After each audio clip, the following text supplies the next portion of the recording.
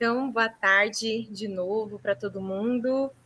Eu sou a Sabrina, sou estudante de licenciatura em Pedagogia no IF do campus de Boituva, e estou construindo essa atividade a partir também de um projeto de extensão, junto com a professora coordenadora Carolina Dávila, que está aqui. E essa é a primeira atividade, a primeira edição desse projeto que se chama Entre Linhas. Esse é um projeto que nos coloca para poder pensar sobre a literatura a partir de outras perspectivas. Então, que a gente possa pensar nesses estudos literários que são exigidos pelos vestibulares, tanto da Unicamp quanto da USP, aqui no estado de São Paulo, mas que a partir deles a gente possa pensar mais profundamente sobre o nosso papel de cidadania, sobre o nosso papel enquanto estudantes e enquanto interventores do mundo que nós construímos. Então, nesse sentido, a gente escolheu algumas obras, essa é a nossa primeira atividade, a nossa primeira edição, mas a obra escolhida foi o livro Olhos d'Água, da Conceição Evaristo, que é aí uma das nossas autoras vivas mais renomadas desse último período, que tem ganhado muito espaço para poder debater sobre a vida do nosso povo, e em especial das mulheres negras na nossa sociedade. Então a gente escolheu que esse fosse o primeiro livro para abrir aí os nossos trabalhos. Então, nesse sentido, também queria agradecer aqui a parceria do Grêmio do Campus Campinas, do Instituto Federal, que também se dispôs a construir, a poder pensar em atividades que ajudassem os estudantes a continuar conectados uns com os outros e que a gente pudesse poder pensar nas atividades, na leitura, mas também como a juventude se torna ainda mais pertencente a esse mundo que nós vivemos. Então, queria agradecer aí também o time do Grêmio do IF de Campinas pela parceria. Nesse sentido, queria iniciar aqui apresentando o projeto. Então, como eu falei, essa é uma iniciativa do projeto de extensão do campus de Boituva, do Instituto Federal aqui do estado de São Paulo. É coordenado pela professora Carolina Dávila e também executado por mim. Então, essa parte aqui para todo mundo ir se conhecendo. Mas falar de Conceição Evaristo e sobre a obra dela, Olhos d'Água em especial, é necessário que a gente possa, primeiro, se localizar sobre quem é a Conceição Evaristo, qual é a história dela, quais são os elementos que atravessam a sua formação e como é que ela se torna essa escritora bastante renomada, né? Então, a Conceição Evaristo nasceu em Belo Horizonte e teve uma vida bastante dura, assim, passando por trabalhos pouco valorizados, então com baixa remuneração, que precisou atravessar a cidade para se deslocar mesmo para poder trabalhar e tudo mais. Então, já bastante adulta, ela ingressa na universidade, ela ingressa em letras na UFRJ e começa a sua formação acadêmica a partir disso. E com um incômodo bastante vivo assim sobre o que deveria ser a literatura brasileira, né? Podendo pensar também quem é que escreve a literatura, mas também quem é que absorve essa literatura, quem consome. Então, nesses últimos períodos, a Conceição Evaristo tem retomado aí alguns debates bastante importantes sobre uma narrativa construída pelas próprias pessoas que vivem, não como um estudo da academia, que é o que ela bate bastante, o que ela debate, o que ela escreve e também se dispõe a debater aí nas entrevistas que participa. Então, ela é vencedora de alguns prêmios literários bastante importantes aqui no nosso país. Nesse sentido, entendendo que a Conceição Evaristo, então, é uma escritora que começa seus escritos a partir dos poemas, a partir desses contos mais curtos, mais objetivos, né? Então, ela diz que a leitura precisa atravessar o sujeito de uma forma só, né? Então, você lê e já entende profundamente aquilo que aquelas palavras bastante simples tem para poder transmitir, quais são as suas ideias. Então, a Conceição Evaristo tem algumas dessas obras que estão publicadas aqui. Em suma maioria são contos, ou esse daqui, Canção para Ninar Menino Grande, é uma novela, então tem vários personagens, mas também é um texto curto, né, que tem esse objetivo de apresentar a vida como ela é, né, bastante simples, mas também bastante profunda. A Conceição Evaristo também tem um elemento importante que eu acho que a gente deve poder pensar aqui, mas em especial poder pensar por que é que a Unicamp escolheu Esse livro, né, Olhos d'Água, que eu inclusive tenho ele aqui em mãos, e a gente também tem ele físico na maioria das bibliotecas do Instituto Federal aqui do nosso estado. Por que a Unicamp escolheu que esse livro fosse parar como uma das suas obras obrigatórias, né, de acesso às salas aí da universidade? E aí alguns elementos que permeiam bastante a escrita da Conceição Evaristo é esse termo que está grifado, que é escrevivências.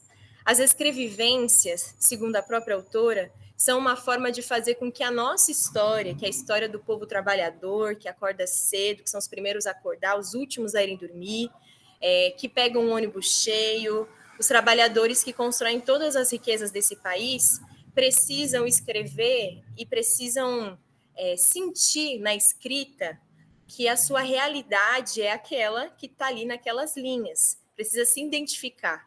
E a escrevivência, ela diz que não é possível falar sobre um Brasil sem falar sobre a nossa própria realidade e acesso às desigualdades e acesso a tudo aquilo que permeia a vida do povo trabalhador.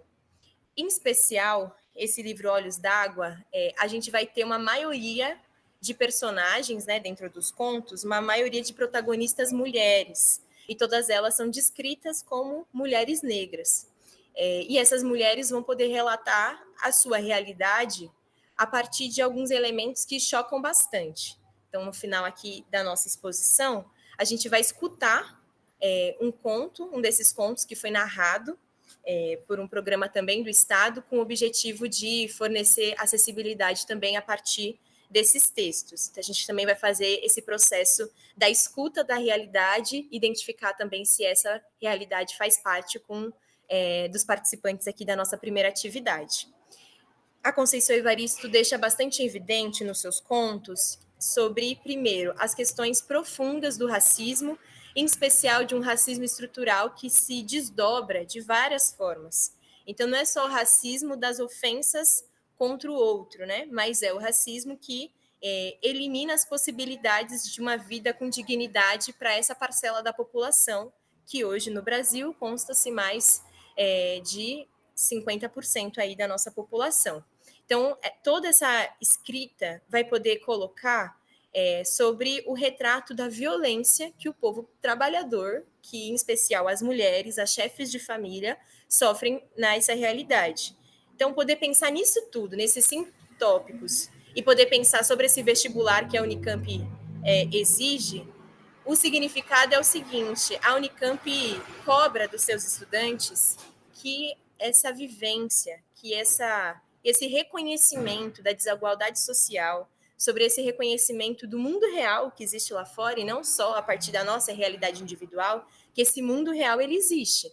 E se ele existe, portanto, é necessário que a gente pense como é que essas diferenças sociais interferem na vida dos sujeitos. Então, os vestibulares, em especial o vestibular da Unicamp, vai trazer uma série de obras que buscam esse tipo de reflexão, que buscam pensar como é que a universidade pode ser diferente, em especial, nesses últimos períodos, sobre a conquista dos estudantes acessarem a partir das cotas, de terem mais permanência estudantil, então poder pensar sobre essa diversidade que também deve estar dentro da universidade.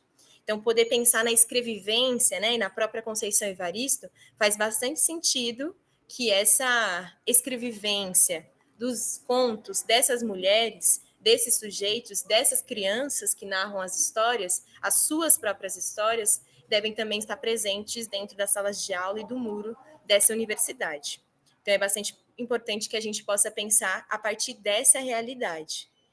Então, nós vamos fazer esse exercício para ver se a gente também consegue entender mais um pouquinho do que é que se exige dos estudantes que vão prestar o vestibular, mas também o que é que a Conceição Evaristo provoca nos estudantes, nos jovens, nos leitores das suas obras a respeito dessas reflexões sociais. Então, a ideia é que a gente possa aqui fazer essa escuta mais atenta, né, desse conto Olhos d'Água, que é o próprio texto que nomeia, né, esse livro, dessa coletânea aqui de 13 textos, e aí, a partir disso, a gente poder compartilhar aqui o que a gente achou, o que se conecta, o que a gente consegue ver da realidade do mundo que está aqui fora. Então, eu vou compartilhar com vocês aqui esse audiobook, que inclusive aqui no projeto vou disponibilizar para todo mundo o link de uma página do Drive, que tem tanto algumas questões próprias desse texto, né, para a gente poder também ir treinando para o vestibular, mas também o texto na íntegra e o próprio link aqui desse audiolivro, para que a gente também possa conhecer um pouquinho mais. Então, antes de passar aqui, iniciar essa parte 2 aqui da nossa atividade, queria ver se tá tudo bem, estamos entendendo qual que é a dinâmica, se a gente tem algum elemento sobre isso.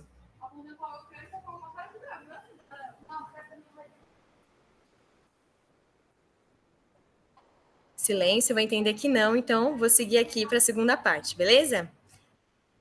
Aí vocês me digam se vocês conseguem escutar o que eu estou mostrando aqui.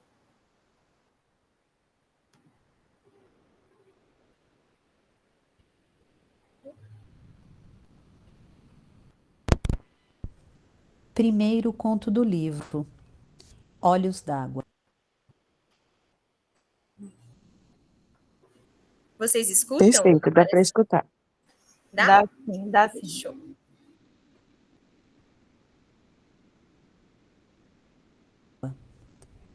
Uma noite, há anos, acordei bruscamente e uma estranha pergunta explodiu de minha boca. De que cor eram os olhos de minha mãe? Atordoada, custei reconhecer o quarto da nova casa em que eu estava morando e não conseguia me lembrar de como havia chegado até ali. E a insistente pergunta martelando, martelando: de que cor eram os olhos de minha mãe? Aquela indagação havia surgido há dias, há meses, posso dizer. Entre um afazer e outro, eu me pegava pensando de que cor seriam os olhos de minha mãe. E o que a princípio tinha sido um mero pensamento interrogativo, naquela noite se transformou em uma dolorosa pergunta carregada de um tom acusativo. Então eu não sabia de que cor eram os olhos de minha mãe. Eram os olhos de minha mãe? Sendo a primeira de 7 filhas, desde cedo busquei dar conta de minhas próprias dificuldades. Cresci rápido, passando por uma breve adolescência. Sempre ao lado de minha mãe, aprendi a conhecê-la. Decifrava o seu silêncio nas horas de dificuldades, como também sabia reconhecer em seus gestos prenúncios de possíveis alegrias. Naquele momento, entretanto, me descobria cheia de culpa por não recordar de que cor seriam os seus olhos. Eu achava tudo muito estranho, pois me lembrava nitidamente de vários detalhes do corpo dela, da unha encravada, do dedo mindinho do pé esquerdo, da verruga que se perdia no meio, uma cabeleira crespa e bela. Um dia, brincando de pentear boneca, a alegria que a mãe nos dava quando, deixando por uns momentos o lava-lava, o passa-passa das roupagens alheias e se tornava uma grande boneca negra para as filhas, descobrimos uma bolinha escondida bem no couro cabeludo dela. Pensamos que fosse carrapato. A mãe cochilava e uma das minhas irmãs aflita, querendo livrar a boneca mãe daquele padecer, puxou rápido o bichinho. A mãe e nós rimos e rimos e rimos de nosso engano. A mãe riu tanto das lágrimas escorrerem. Mas de que cor eram os olhos dela? Eu me lembrava também de algumas histórias da infância de minha mãe. Ela havia nascido em um lugar perdido no interior de Minas. Ali as crianças andavam nuas até bem grandinhas. As meninas, assim que os seios começavam a brotar, ganhavam roupas antes dos meninos. Às vezes, as histórias da infância de minha mãe confundiam-se com as de minha própria infância. Lembro-me de que muitas vezes, quando a mãe cozinhava, da panela subia cheiro algum. Era como se cozinhasse ali apenas o nosso desespero, o desejo de alimento. As labaredas sob as águas solitárias que fervia na panela, cheia de fome, pareciam debochar do vazio do nosso estômago, ignorando nossas bocas infantis em que as línguas brincavam a salivar sonho de comida. E era justamente nesses dias de par com nenhum alimento que ela mais brincava com as filhas. Nessas ocasiões, a brincadeira preferida era aquela em que a mãe era a senhora, a rainha. Ela se assentava em seu trono, um pequeno banquinho de madeira. Felizes escolhíamos flores cultivadas em um pequeno pedaço de terra que circundava o nosso barraco. As flores eram depois solenemente distribuídas por seus cabelos, braços e colo. E diante dela fazíamos reverências à senhora. Postávamos deitadas no chão e batíamos cabeça para a rainha. Nós, princesas em volta dela, cantávamos, dançávamos, sorríamos. A mãe só ria de uma maneira triste e com um sorriso molhado. Mas de que cor eram os olhos de minha mãe? Eu sabia desde aquela época que a mãe inventava esses outros jogos para distrair a nossa fome. E a nossa fome se distraía. Às vezes, no final da tarde, antes que a noite tomasse conta do tempo, ela se sentava à soleira da porta e juntas ficávamos contemplando as artes das nuvens no céu. Umas viravam carneirinhos, outras cachorrinhos, algumas gigantes adormecidos, e havia aquelas que eram só nuvens, algodão doce. A mãe então espichava o braço que ia até o céu, colhia aquela nuvem, repartia em pedacinhos e enfiava rápido na boca de cada uma de nós. Tudo tinha de ser muito rápido antes que a nuvem derretesse e com ela os nossos sonhos se esvaecessem também. Mas de que cor eram os olhos de minha mãe? Lembro-me ainda do temor de minha mãe nos dias de fortes chuvas. Em cima da cama, agarrada a nós, ela nos protegia com seu abraço e com os olhos alagados de prantos balbuciava as rezas a Santa Bárbara, temendo que o nosso frágil barraco desabasse sobre nós. E eu não sei se o lamento pranto de minha mãe, se o barulho da chuva, sei que tudo me causava a sensação de que a nossa casa balançava ao vento. Nesses momentos, os olhos de minha mãe se confundiam com os olhos da natureza. Chovia, chorava, chorava, chovia. Então, por que eu não conseguia lembrar a cor dos olhos dela? E naquela noite a pergunta continuava me atormentando. Havia anos que eu estava fora de minha cidade natal. Saíra da minha casa em busca de melhor condição de vida para mim e para minha família. Ela e minhas irmãs tinham ficado para trás. Mas eu nunca esquecera a minha mãe. Reconheci a importância dela na minha vida, não só dela, mas de minhas tias e de todas as mulheres de minha família. E também, já naquela época, eu entoava cantos de louvor a todas nossas ancestrais que desde a África vinham arando a terra da vida com as suas próprias mãos, palavras e sangue.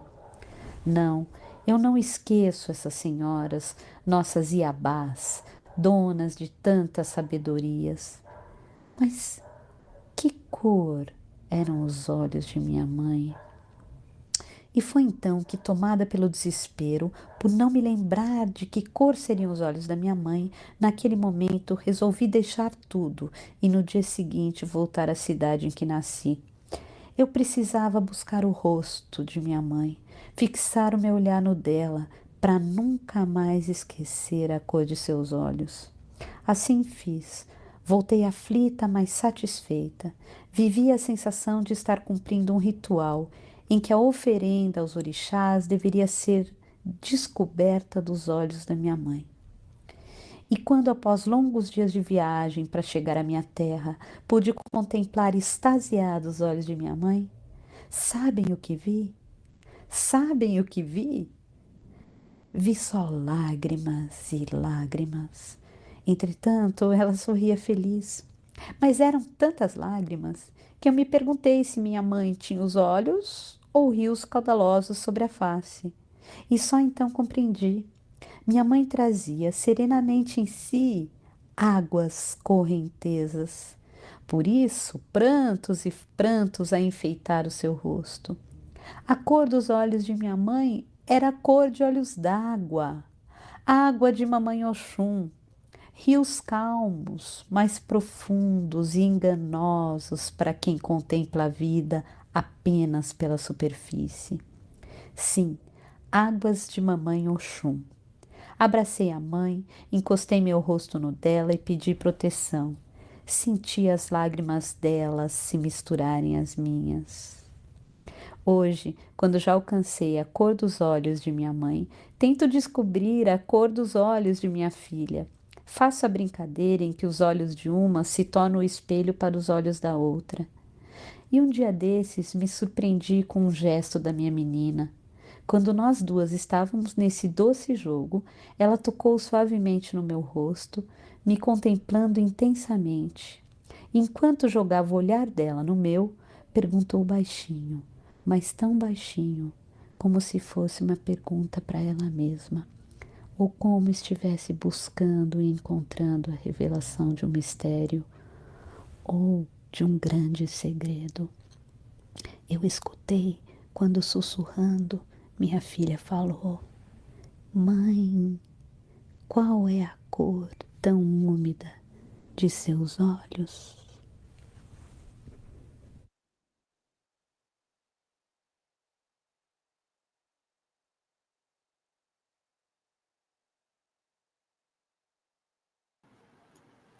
Então, depois da gente escutar o primeiro conto do livro, o exercício que a gente deve fazer, baseado inclusive naquilo que a Conceição Evaristo escreve, defende e coloca a sua vida para poder defender, que é essa escrevivência. Então, que a gente possa também ter essa escutativa, mas também poder fazer essa escutativa compartilhada. Então, esse vai ser o exercício que a gente vai fazer com esse livro, com esse conto em específico. Então, queria escutar de vocês que escutaram o primeiro conto, como é que vocês conseguiriam descrever a vida dessa mãe? A mãe que a filha diz que os olhos estão sempre cheios de água. Então, queria que vocês pudessem ligar o microfone ou mandar também aqui pelo chat quais são as características que vocês acham que tem no cotidiano, enfim, a vida aí dessa mãe, para a gente começar a pensar aqui juntos. Então, quem quiser ligar o microfone pode ficar à vontade, quem quiser escrever também pelo chat, também fique bastante à vontade.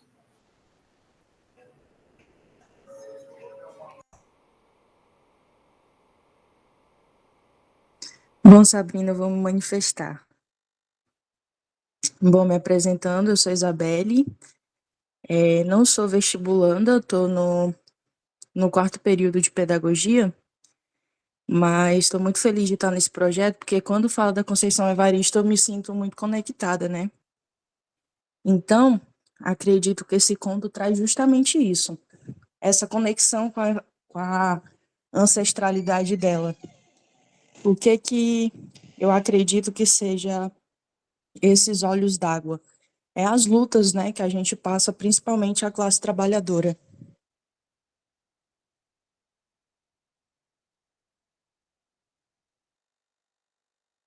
Obrigada, Isabelle, por compartilhar. Mais alguém gostaria de tentar descrever aí essa mãe, a realidade dela, o que ela vive?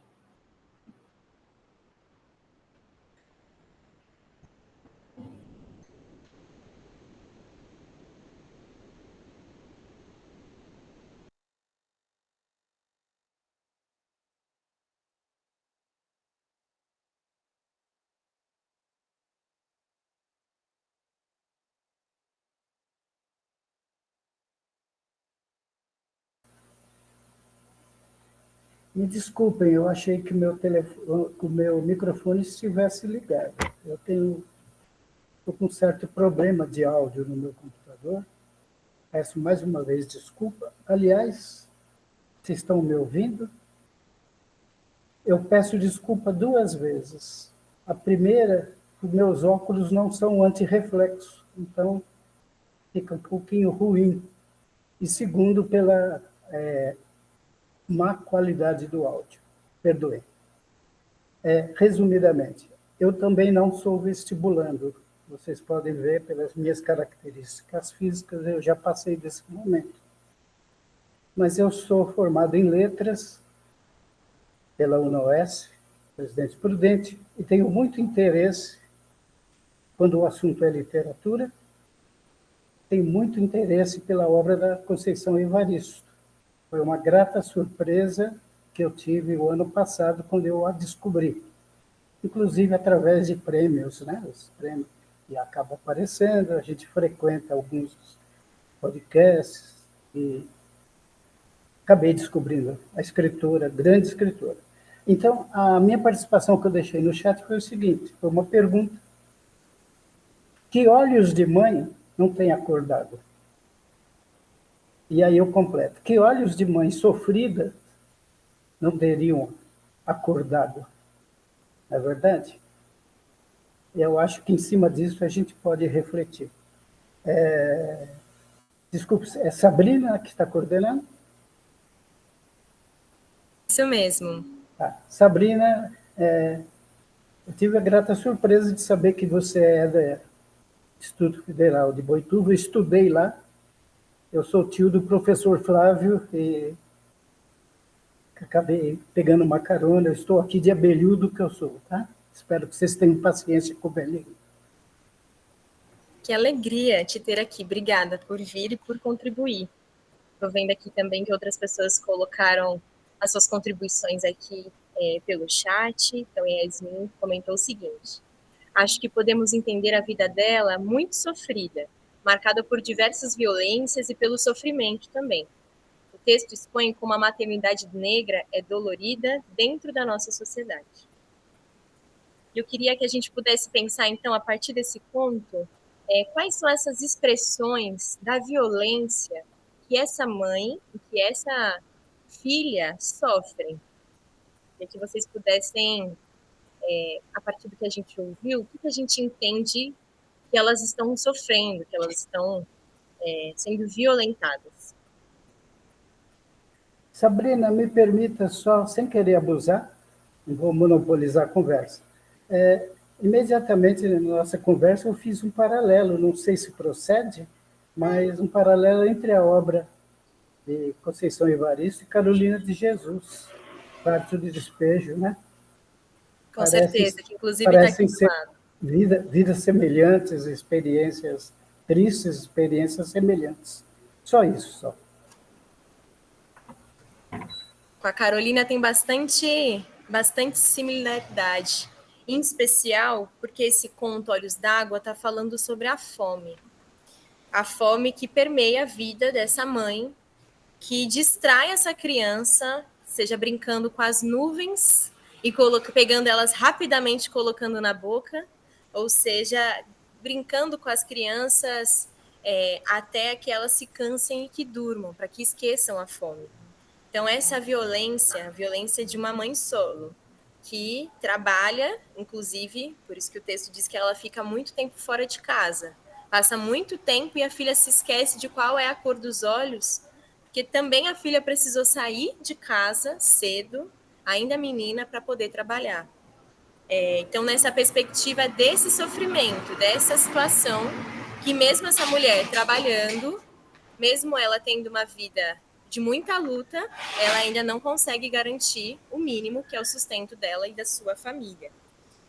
E poder pensar também, eu gostei bastante dessa pergunta que o Walter colocou, quais são as mães que não têm águas nos olhos, que a gente não consegue enxergar.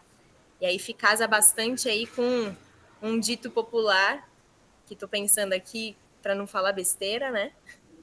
Que que quando nasce uma mãe, já nasce um sofrimento, que é preciso, né? Que ser mãe é padecer no paraíso. Então, quais são as dificuldades também de se criar uma criança, de se dar condições? E pensando nesse tema central que o texto permeia, queria que a gente também pudesse fazer o exercício aqui, fazer mais uma rodada para vocês poderem opinar. Por que é que a Unicamp acha que é importante a gente refletir sobre essa realidade?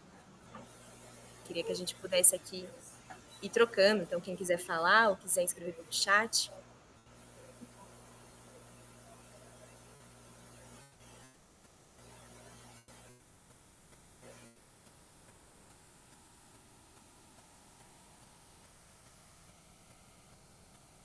A professora poderia falar? Posso. É que a gente quer Desculpa. deixar os convidados debaterem, né? Mas Mas, ajuda. então, boa tarde, pessoal. Eu concordo com o que a Sabrina traz, né? Essa questão da dificuldade toda da maternidade, da sobrecarga das mulheres, e aí já levando para o lado do que talvez a Unicamp traga para esse debate, sejam exatamente essas questões, né, da dificuldade que a gente tem enquanto sociedade de resolver essas questões em relação à dupla jornada das mulheres, principalmente as mães que são solo, as dificuldades que essas mulheres têm em encontrar, né, encontrar formas dignas de sustentar os filhos, principalmente, e aí o quanto isso se torna sempre muito mais pesado para as pessoas negras, né? Porque ainda tem a questão do racismo muito presente na nossa sociedade, com bastante preconceito, bastante desinformação. Então, eu penso que a Unicamp, ao propor essa leitura, ela nos faz essa reflexão de todas essas questões que permeiam a violência, né? A violência sofrida pelas pessoas negras, especialmente pelas mulheres negras, e aí também ampliando pelas mães solo de maneira geral, né, que passam por muitas dificuldades em relação à criação dos filhos, aonde deixar os filhos, muitas cobranças, enfim. Então, eu acho bastante interessante, essa obra é muito bonita, né, esse primeiro conto, ele é muito marcante, assim, e a gente pode refletir por esses dois aspectos, principalmente, né? Então, é isso. Eu queria ouvir o pessoal que está aí fazendo vestibular, que está... Walter, um prazer ter você aqui também. Obrigado. Eu estava olhando a lista dos presentes e a divulgação nossa foi boa, né? Apesar de ter sido na véspera. Muito Então, em cima da hora, né? Desculpa, queria fazer uma sugestão. Pois não. Parece-me que é um programa que ainda haverão outros, disponibilizar com mais tempo tanto a obra como referências para chegar, para a gente ter mais munição para o debate, né? Eu acho que para quem vai prestar o vestibular isso é interessante.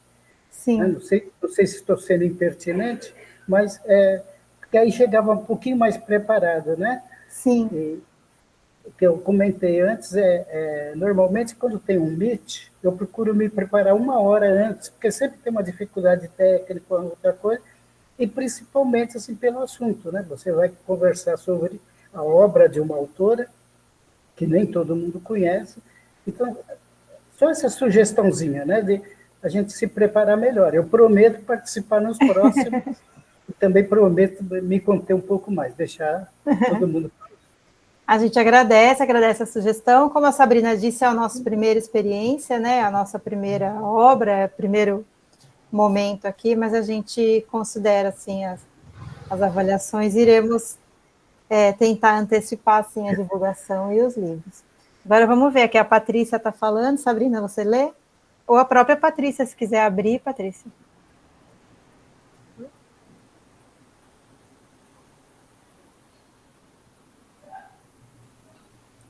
Vou dar uma lidinha aqui e a gente vai se preparando também para a próxima reflexão. A Patrícia comentou o seguinte: talvez por conta de ser uma realidade ainda muito presente no nosso país, que ainda tem uma invisibilidade nas questões sociais. Então, poder pensar que a própria literatura, não só as obras obrigatórias, não estão colocadas lá somente para que o estudante tenha o hábito de leitura antes de entrar na universidade. Não é só para isso. Mas é que, para além disso, a gente possa refletir sobre esses elementos. Por exemplo, poder pensar que hoje nós vivemos num país que 42% das famílias brasileiras são chefiadas somente por mulheres. Então, somente mulheres que sustentam financeiramente a família. Mas, junto com isso, que a gente também tem hoje um dado de que crianças de meses, né, dias, até 4 anos de idade, existe uma média de que 600 mil crianças passem fome no Brasil.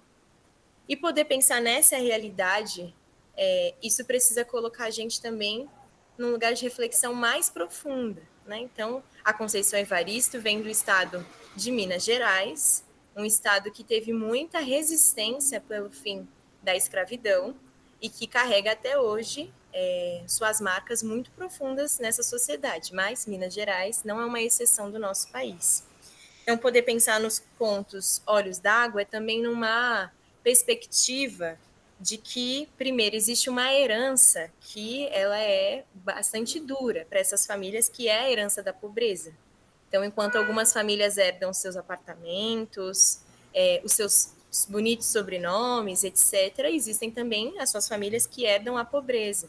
E aí, no conto, quando a filha, mais para tarde, né, mais para o final do conto, diz que ficou tão angustiada durante a noite que tomou a decisão de voltar para casa, de voltar para os braços da sua mãe, de reencontrá-la para poder descobrir de uma vez por todas quais eram as cores, a cor do olho da mãe. Ela também diz que quando ela encontra e vê as lágrimas e todo aquele sofrimento, ela entende mais profundamente porque ela também já é mãe. E aquela dor, a mesma dor que ela encontrava nos olhos da mãe, aquelas águas também permeiam os olhos dessa filha, que agora tem um duplo papel, né? Então, de ser filha, mas de também ser mãe. Então, acho que a gente deve fazer algumas reflexões nesse sentido sobre por que é que a gente já passou, inclusive estamos no mês de maio, poucos dias aí do 13 de maio, uma data bastante questionada pelo movimento negro nacional, sobre o que é comemorar a abolição, o que é comemorar, de fato, a libertação do povo negro, né? A partir de um documento assinado, a partir da resistência. É a partir da história escrita por esses ex-escravizados, pelos lutadores dos direitos sociais, ou é escrito por outras pessoas que não necessariamente viveram e vivem essa realidade. Então, a escrevivência tem bastante a ver com esse elemento, sobre a escrita, sobre a escuta atenta, mas também que passa por aqueles que vivem, né? Sobre essa perpetuação também das vozes, esse ecoar das vozes.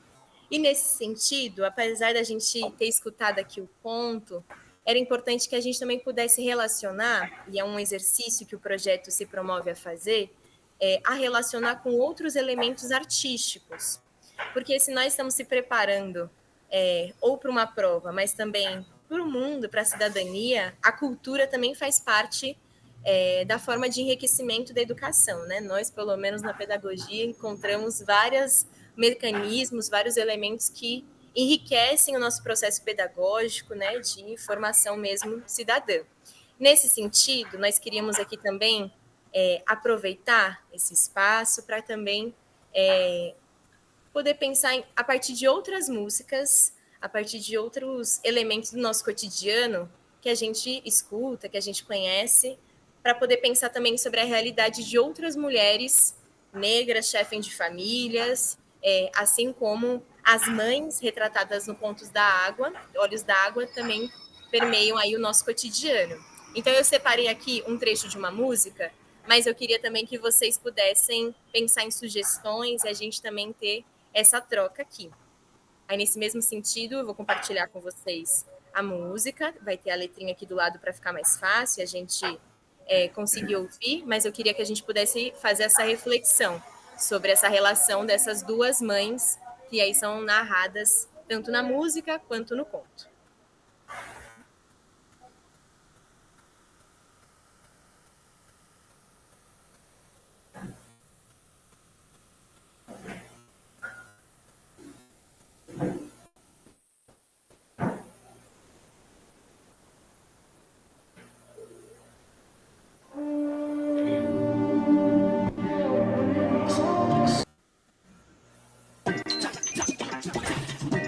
Desenrola com a Serasa, Brasil. Agora você encontra toda.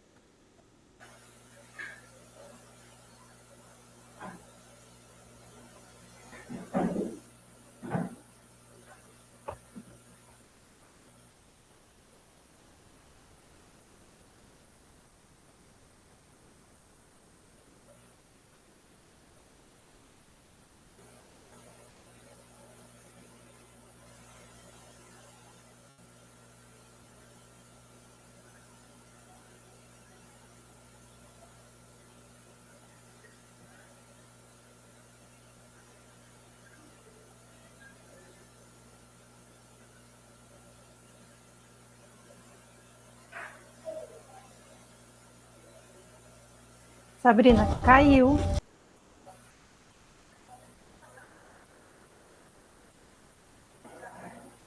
Bonita também essa daqui, para a gente poder casar duas coisas muito lindas, construídas aí pelo nosso povo, para que a gente pudesse relacionar. Então, por que é que esse sol só vem depois que as merendeiras descem? E descem da onde? Para onde é que elas estão indo? O que vocês conseguiram relacionar dessa música, composta aí pelo Emicida, e tem a participação do Emicida, com esse texto da Conceição Evaristo? Queria que vocês pudessem abrir o microfone aí e falar também.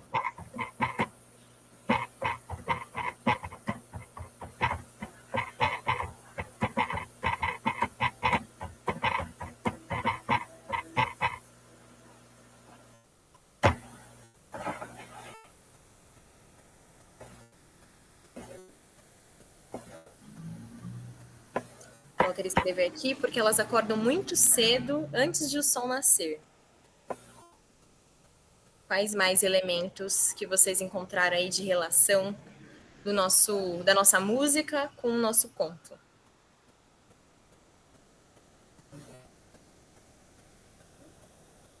É caducado, né?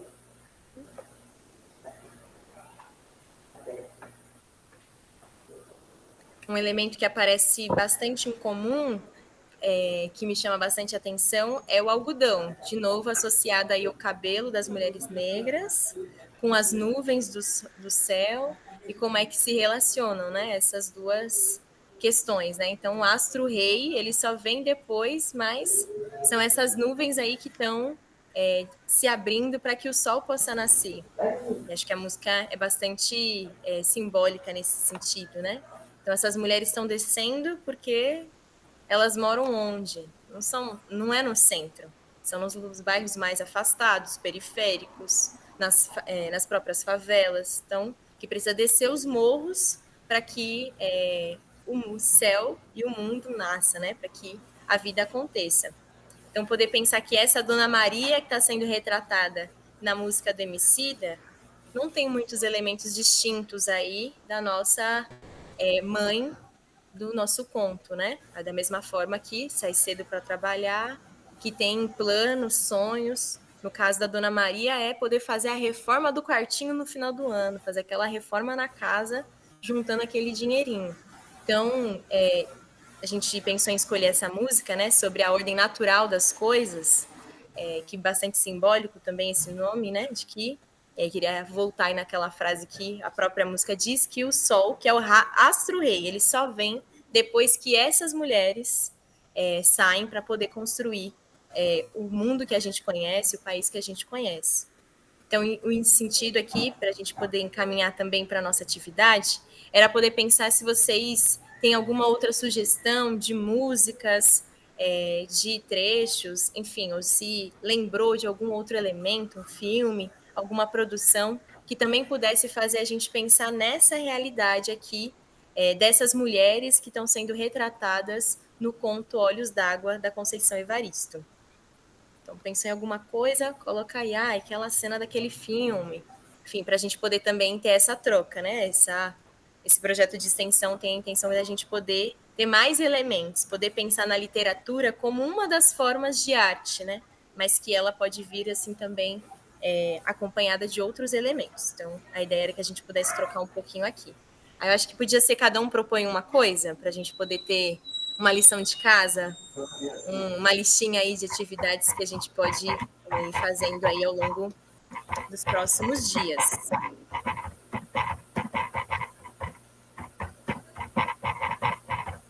Ó, a professora Carol sugeriu aqui a carne, eu acho que o nome da música é A Carne Mais Barata. É essa que você está falando ou é outra? É essa, né? Da Elza Soares. Da Elza Soares, maravilhosa. Tem também o Refavela, do Gil. Tem a música do Caetano, Haiti, né? Eu não sei, eu sou ruim de nome de música, gente. Eu sei cantar e sei algumas, mas para nome. Luiz Melodia, ótimo também. O Walter também colocou uma bonita aqui. Lava roupa todo dia, que é agonia. Um samba lindo.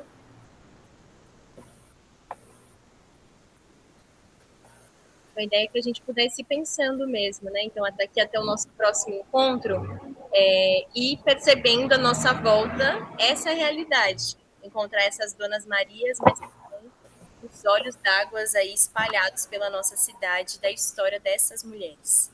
Então, vou juntar aqui tudo numa listinha. A Isabelle também mandou aqui, ó, Passarinhos, do Emicida, para que também possa enviar para vocês e a gente poder ter essa troca, né? Então, fazer ali uma playlist com todas essas músicas, essas sugestões que apareceram. Então, gente, queria primeiro agradecer todo mundo que veio para cá, que participou, que se inscreveu, mas também deixar uma provocação para que a gente possa participar do nosso próximo encontro, que o texto vai ser Seminário dos Ratos, escrito aí pela Lígia Fagundes Telles, vai ser o conto específico, né? Seminário dos Ratos, que também o título aí é um livro, uma coletânea de contos aí da autora. Queria convidar, então a gente vai mandar também as artes, divulgar na página do Instituto, pelos grupos, da mesma forma como a gente fez, mas também convidar que a gente pudesse refletir durante esses próximos dias que antecedem aí o nosso encontro, qual é a nossa própria escrevivência. Então, se a gente precisasse nos apresentar a partir de um conto, a partir de uma narrativa, como é que nós nos apresentaríamos? Então, essa deve ser uma reflexão para permear aí nos próximos dias, e inclusive utilizando esse símbolo que apareceu em todos os slides, que é o sankofa, que é um passarinho aí de uma filosofia africana de que a gente precisa andar para frente, mas sempre com a cabeça voltada para o passado, para que a gente não se esqueça de onde a gente veio, mas que a gente também possa se movimentar para poder sair do lugar. Então, queria deixar aí também essa recomendação para que a gente possa pesquisar, pensar, mas também utilizar outras formas de arte para poder também aproveitar, ler e estudar o nosso texto, né? Então, na pastinha do nosso Drive tem os links, inclusive, desses áudios livros aqui, com todos os contos narrados, com bastante emoção, assim, bastante bonitos. Eu fico, inclusive, mais emocionada com a narração ainda dessa atriz que se dispôs a gravar. Então, queria convidar todo mundo a escutar, a ler, e que a gente também pudesse divulgar, quando sair aqui a nossa atividade, para outras pessoas participarem, poder pensar Conceição Evaristo, a realidade do povo brasileiro a partir de outras óticas. Então é isso, gente. Queria ver se mais alguém gostaria de fazer alguma contribuição, colocar alguma sugestão. Acho que esse espaço aqui é nosso mesmo. Eu vou terminar a gravação, mas fiquem à vontade aí para poder falar, opinar, e a gente construindo esse espaço mesmo para ser coletivo e ser de extensão para que seja, para além de eu e da Carol aqui construindo, né? Mas para que seja de todo mundo. Então é isso, muito obrigada.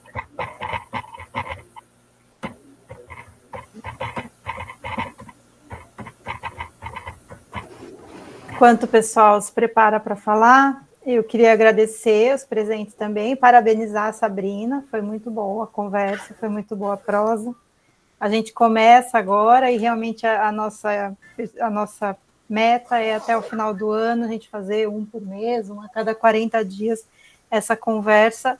O intuito nosso é auxiliar os vestibulandos a pensarem por um outro ponto de vista, mas a gente fica muito feliz também quando as pessoas que não são vestibulandos estão interessadas, né? O caso do Walter, da Isabelle, eu não sei os outros que não se manifestaram, mas que estão aqui com a gente para participar. Então, estão todos convidados, se puderem nos ajudar a divulgar também esse projeto para que mais pessoas tenham acesso. A gente vai divulgar nas redes sociais do Campus Boituva e no Drive que a Sabrina comentou. Então, eu queria agradecer, mais uma vez, parabenizar a Sabrina e seguimos. Muito obrigado pela possibilidade de participar. Fiquei muito feliz.